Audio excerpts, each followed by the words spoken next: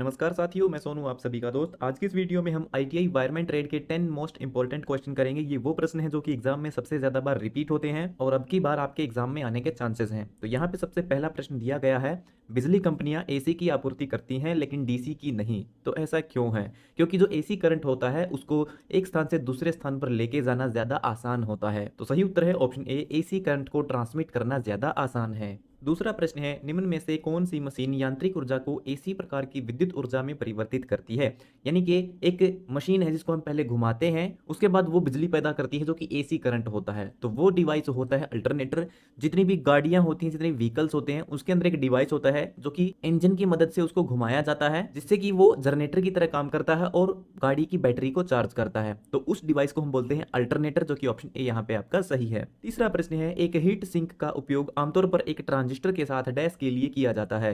तो आपने देखा होगा जितने भी इलेक्ट्रॉनिक डिवाइसेस होते हैं उसमें एल्यूमिनियम की कुछ छोटी छोटी पत्तियां लगी होती हैं। तो वो जो पत्तियां होती हैं वो तापमान की वृद्धि को कम करती हैं, यानी कि तापमान को बढ़ने से रोकती हैं। तो सही उत्तर है ऑप्शन डी, अत्यधिक तापमान वृद्धि को रोकने के लिए हमें जो है ट्रांजिस्टर के साथ में एक हीट सिंक का उपयोग करते हैं। चौथा प्रश्न है, एक ट्रांजिस्टर के निर्माण में सबसे अधिक इस्तेमाल किया जाने वाला अर्धचालक है। तो अर्धचालक का मतलब होता है सेमीकंडक्टर, और जो सेमीकंडक्टर होते हैं वो ज्यादातर सिलिकॉन के बने होते हैं, जो कि ऑप्शन बी यहाँ पे आपका सही है। पांचवा प्रश्न है, तार का एक छोटा पतला टुकड़ा जो अत्यधिक विद्युत प्रवाह होने से गर्म होकर पिघल जाता है तो उसे क्या कहते हैं? उसे हम फ्यूज कहते हैं, जो कि ऑप्शन ए सही है। नेक्स्ट क्वेश्चन से पहले इस ईबुक के बारे में जान लीजिए। ये ईबुक आईटीआई के वायरमैन के फर्स्ट ईयर के स्टूडेंट्स के लिए है। इसमें उन सभी महत्वपूर्ण प्रश्नों को दिया गया है जो कि आईटीआई के एग्जाम में पूछे जाते हैं। इस ईबुक में आपको टोटल 590 एमसीक्यू क्वेश्चंस मिलेंगे जो कि हिंदी लैंग्वेज में है। ये सभी क्वेश्चन आपके नए लेटेस्ट सिलेबस के अकॉर्डिंग तैयार किए गए हैं। जो भी स्टूडेंट इस ईबुक को लेने के लिए इंटरेस्टेड है, लिंक वीडियो के डिस्क्रिप्शन में दिया गया है, वहां से जाकर के आप इसे इजिली परचेज कर सकते हो।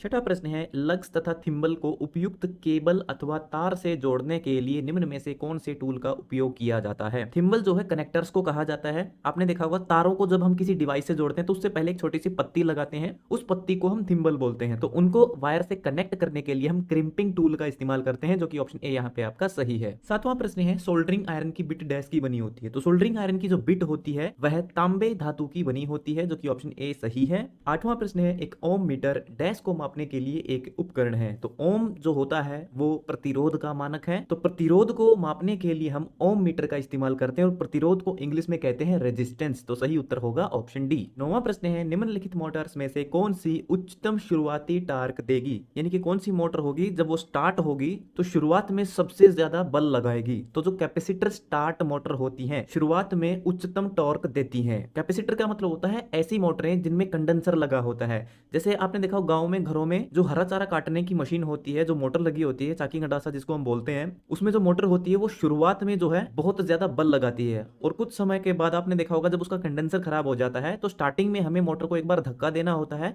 उसके बाद मोटर ऑटोमेटिक चलने लगती है।